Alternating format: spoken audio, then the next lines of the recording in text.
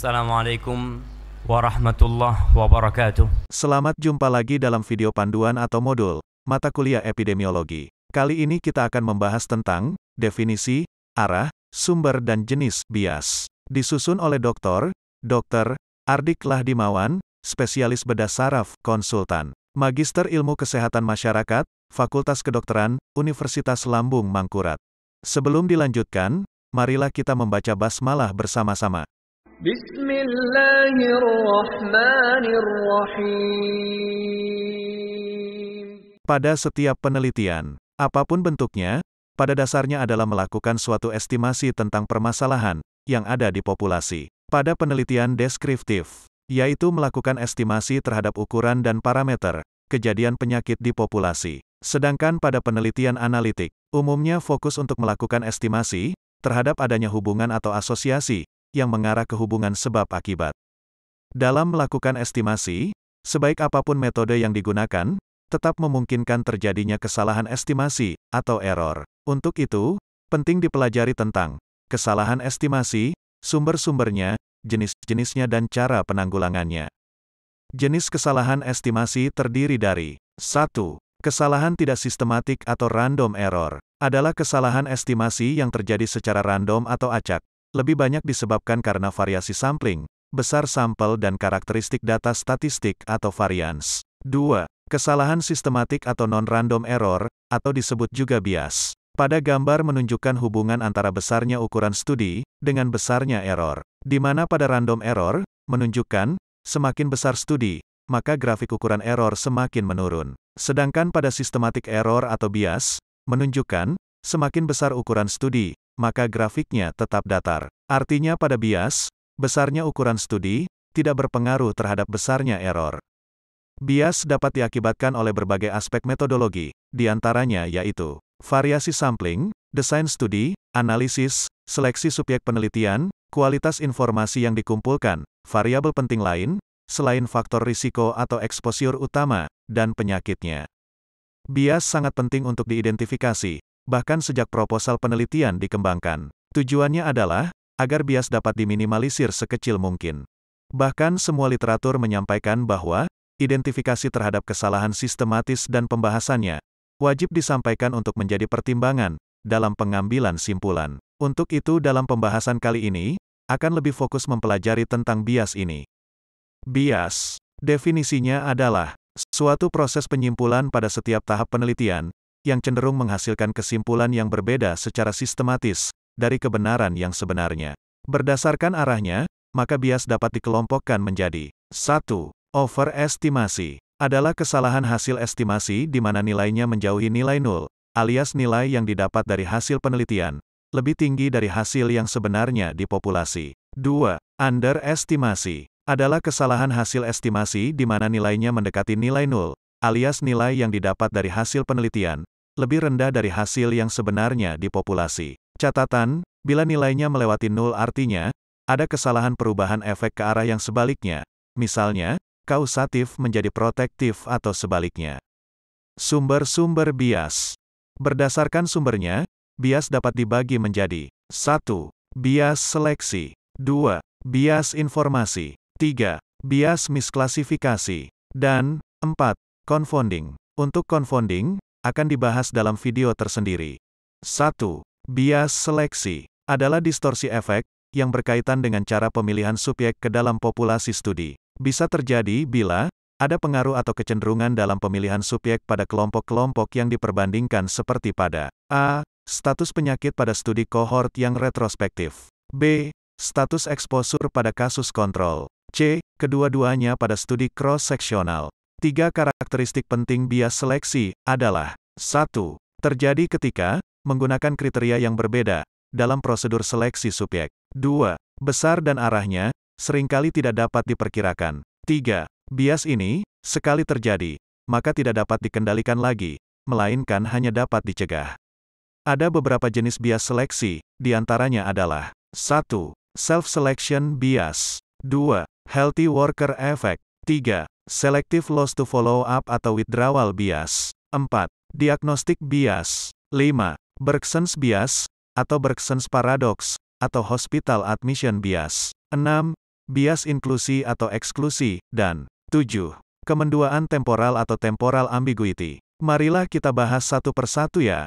1. Self-selection bias. Bias ini dapat terjadi jika kelompok subjek yang terpapar atau mendapat perlakuan diambil dari sekelompok orang yang memang secara sadar memilih untuk terpapar atau mendapat perlakuan sebelum mereka terpilih ke dalam studi. Bias ini juga dapat terjadi sebagai akibat tingkat partisipasi yang berbeda antara kelompok studi, seperti pada studi cross-seksional atau kasus kontrol, setelah mereka terpilih. Bentuk bias semacam ini juga akan muncul jika kelompok subjek yang berpartisipasi berbeda secara sistematik dengan yang menolak atau tidak berpartisipasi, dan disebut juga non-response atau non-participation bias. Misalnya, studi hubungan perilaku seksual dengan risiko infeksi HIV atau AIDS di kalangan kaum gay. 2. Healthy worker effect. Fenomena healthy worker effect sering ditemukan dalam riset-riset epidemiologi kesehatan kerja, atau disebut juga okupasional epidemiologi. Bias ini terjadi karena membandingkan kelompok pekerja yang terpajan atau ekspos dengan pajanan atau eksposur akibat pekerjaan tertentu dengan kelompok yang tidak terpajan dari populasi umum atau populasi yang tidak bekerja atau populasi yang pekerjaannya berbeda.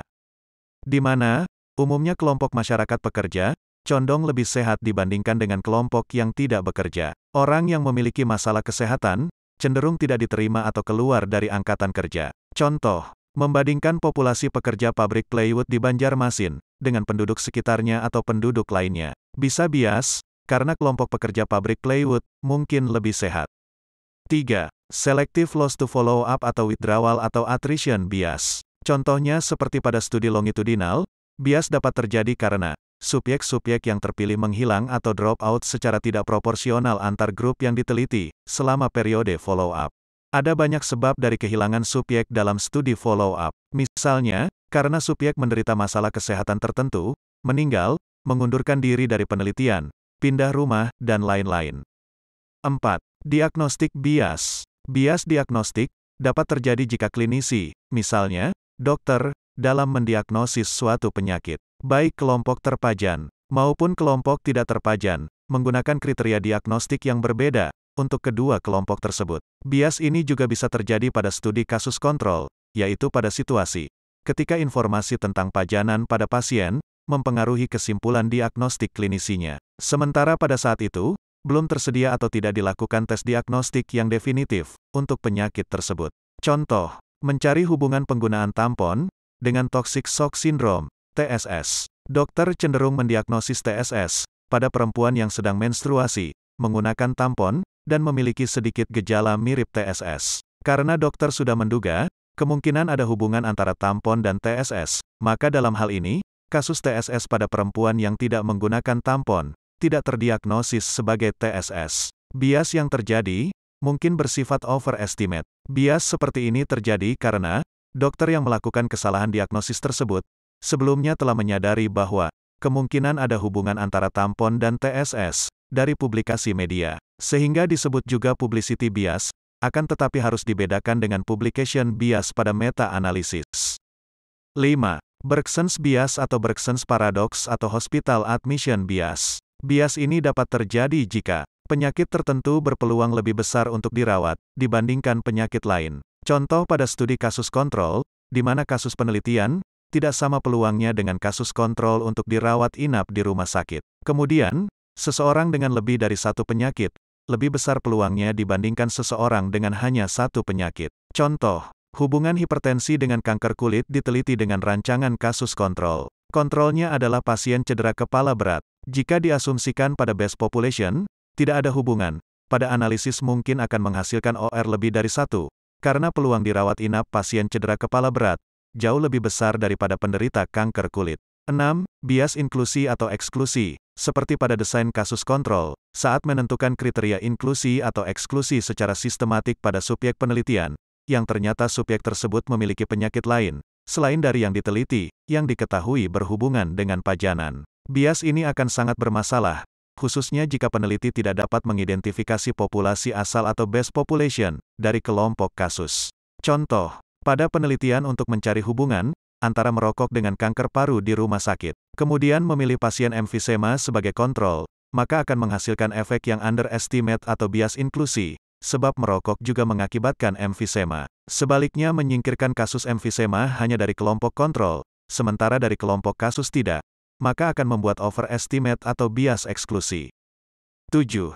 Kemenduaan temporal atau temporal ambiguity. Untuk dapat mengambil kesimpulan bahwa sebuah pajanan atau eksposur adalah merupakan faktor risiko dari suatu penyakit tertentu, maka peneliti harus memastikan bahwa harus terjadi pajanan terlebih dahulu, baru kemudian muncul penyakit. Namun di dalam menarik kesimpulan kausal dari suatu hasil penelitian, survei misalnya, sering terjadi bahwa hubungan pajanan dengan penyakit yang ditemukan sebenarnya lebih merupakan pengaruh dari penyakit tersebut terhadap faktor yang semula diduga sebagai pajanan, sehingga tidak seperti yang dihipotesakan, yaitu pajanan mengakibatkan penyakit.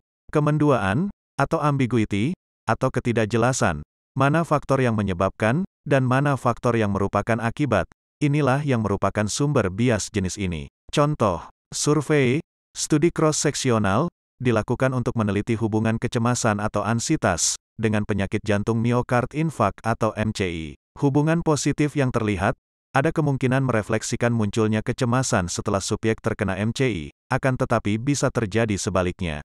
2. Bias informasi, information bias, atau bias observasi, observation bias, atau bias pengukuran, measurement bias, adalah bias yang terjadi karena perbedaan sistematik dalam mutu dan cara pengumpulan data. Misalnya karena menggunakan kriteria atau metode pengukuran yang tidak sahih, tentang pajanan atau penyakit atau masalah kesehatan, pada kelompok-kelompok studi. Istilah bias observasi ini jangan disalahartikan bahwa bias ini hanya terjadi pada studi observasional, akan tetapi juga bisa terjadi pada studi analitik. Ada 3 sumber bias informasi, yaitu 1. Kesalahan pengukuran. 2. Kecenderungan kesalahan pengukuran pertama, pada variabel berskala kontinu. 3. Penggunaan kelompok atau agregat. 1. Kesalahan pengukuran. Khususnya ketika terjadi misklasifikasi penyakit dan atau misklasifikasi pajanan, yang dapat menimbulkan apa yang disebut sebagai bias misklasifikasi, atau misclassification bias.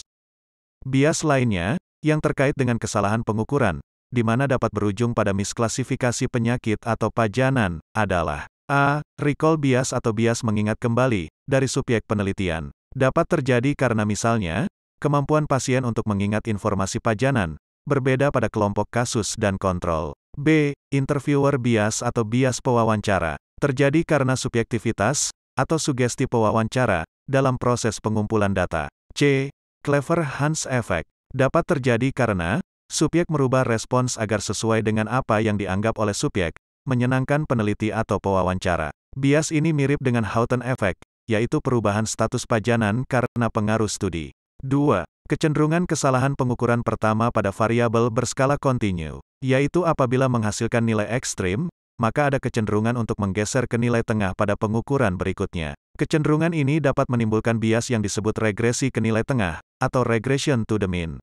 3. Penggunaan kelompok, agregat, umumnya digunakan sebagai unit analisis, pada penelitian-penelitian yang dirancang untuk mengambil kesimpulan kausal, tentang fenomena, timbulnya penyakit atau masalah kesehatan pada tingkat individu. Situasi ini dapat mengundang potensi bias ekologi atau ecologic bias atau ecological fallacy. Bias jenis ini sering terjadi pada rancangan studi korelasi atau ekologi. 3. Bias misklasifikasi. Dapat terjadi pada variabel pajanan, eksposur, dan atau variabel penyakit, disease. Dapat dibagi menjadi 2 jenis yaitu 1. Non-diferensial, dan 2. Diferensial.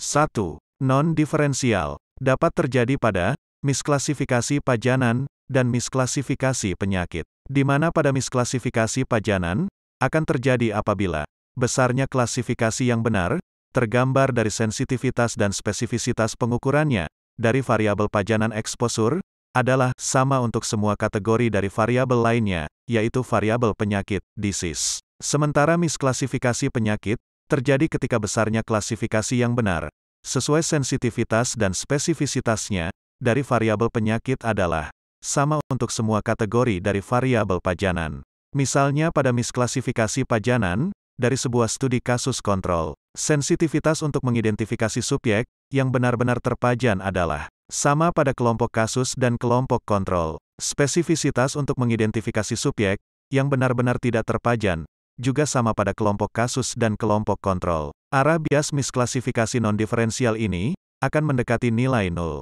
Contoh, pada sebuah penelitian, untuk mencari hubungan antara perokok dengan kanker paru, 10% dari perokok salah diklasifikasikan sebagai bukan perokok. Sebaliknya 10% dari bukan perokok juga salah diklasifikasikan sebagai perokok, dan peluang kedua misklasifikasi tersebut berlaku sama pada disease dan non-disease.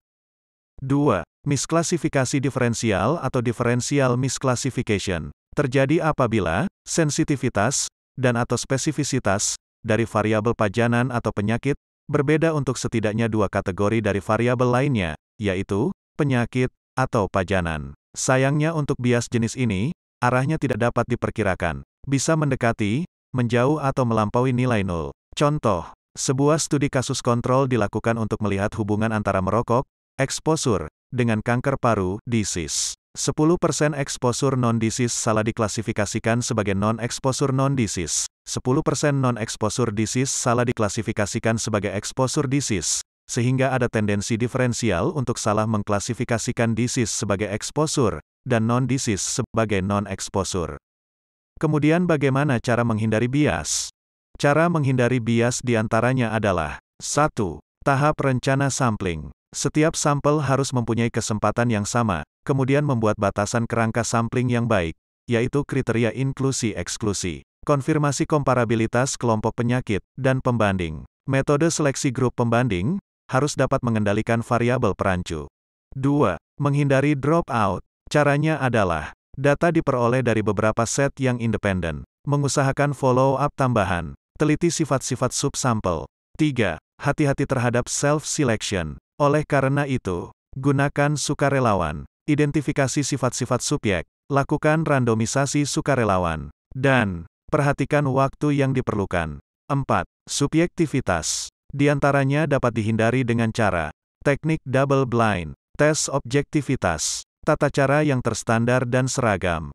5. Variasi inter-observer. Caranya adalah menggunakan observer atau pengamat yang sama, catat dan sesuaikan perbedaan yang ada. Tukar-menukar observer atau pengamat. Pemeriksaan, tes reliabilitas. Hindari data dari observer yang tak cakap. 6. Misklasifikasi. Dapat diminimalisir dengan menggunakan kriteria objektif, pelatihan pewawancara dan kolektor data, definisi yang jelas, latihan dan biasakan dengan ketelitian, dan buat instrumen yang spesifik. Kesimpulan, bias harus selalu dipertimbangkan dalam mengamati hubungan statistik antar variabel, baik positif, negatif, maupun tak ada hubungan. Bias lebih efektif untuk diminimalkan melalui desain dan pelaksanaan penelitian yang cermat dan teliti. Untuk penjelasan lebih lanjut dan lebih terperinci tentang bias, silakan membaca referensi-referensi lain yang lebih memadai. Sekian pembahasan kita kali ini, semoga bermanfaat. Tetap tenang dan ucapkan alhamdulillah. Terima kasih atas perhatiannya, sampai jumpa di video berikutnya. Salam Kampus Bungas. Akhir kata, wassalamu alaikum warahmatullahi wabarakatuh.